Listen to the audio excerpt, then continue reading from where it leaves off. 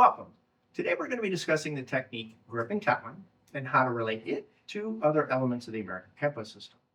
So keep in mind that this is not a comprehensive list and it is not family groupings.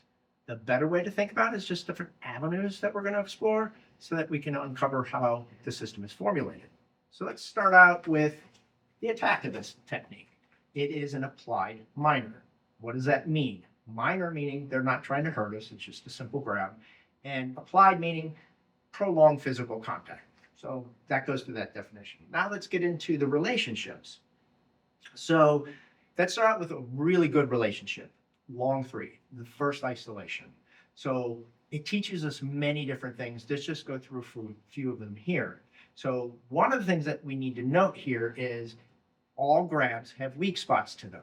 So in this case, we'll start out with this side here, because keep in mind, long three teaches you both sides of that isolation. So the thing that we need to think about here is the weak spot here is on the thumb and the fingers. And if you look at the way it's done in long three, it's going to that weak spot. But there's one more piece. Let's go back to this side so you can see it a little bit better.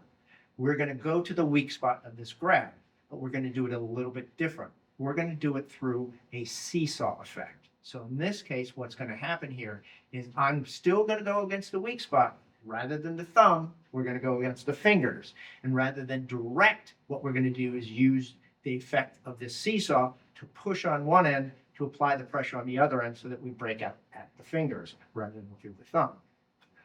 Okay, so keep in mind that this can also be done cross. So we can do it direct or cross. So the other thing that we need to think about here is some of the hidden pieces that are inside here.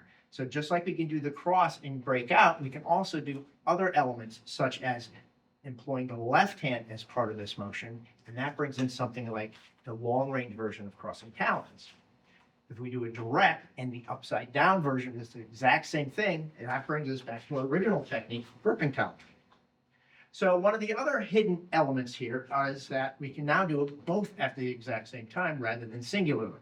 And that brings in something like a desperate falcons, to where if you'll notice, we're going against the thumb and the fingers simultaneously with one another. Okay, so up to now we've done 1-to-1 and 2-to-2. We can also do 2-to-1, and that brings in something like a darting mace. So there's a big difference here. If you notice, we now have a closed circle. We don't have a weak spot like we did with the thumbs and the fingers, but we still have a weak spot. That's the important part here. So that weak spot is now down the center of this grab. But that means we have to deal with it a little bit differently. Keep in mind our strategy is going to be the same. What we're going to be doing is we're going to be pulling our hand away so that we can then use it against the opponent like we did previously. But now there's a slight change in how we do that. The way we're going to do that this way is through pain and through distraction. And this way, we're going to do it. I'm going to do it with the heel palm around and vertical so I don't hurt my opponent. And so I'm going to do that push-pull so that we can then free up that hand. So up to now, if you've noticed, we've been actually trying to pull our hand out and use it. We can do the opposite of this. This brings in something like a twisted twig, to where I can then take them away from me rather than me away from them, and then freeze this up to do our counters.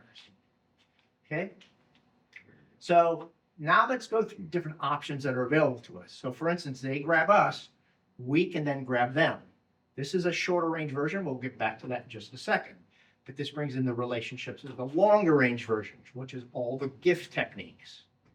We can then do a shorter range version, example, behind us. That brings in something like a locked wing or a cross twigs, where we're now grabbing them at the same time they're grabbing us. We can then do a little bit step further of that, where we're actually going from the grab to them grabbing us, to us grabbing them. And that brings us back into crossing talons again. And if we want to show the opposite side, that brings us all the way back into our original technique, gripping talon, where after we do this piece, we now grab them. So how to relate this technique to other elements of the American Kenpo system? Through the options available to us for grabbing. Hope this video helps you understand the American Kenpo system just a little bit better. Thank you very much.